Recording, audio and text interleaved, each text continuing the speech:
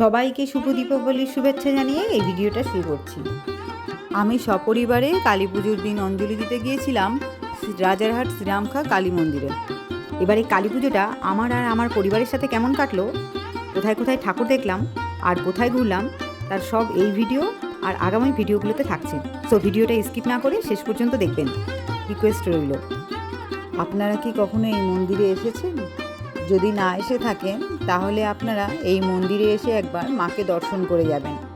কথিত আছে এই মন্দিরের মা খুব জাগ্রত, ডাকলে ডাক শোনে।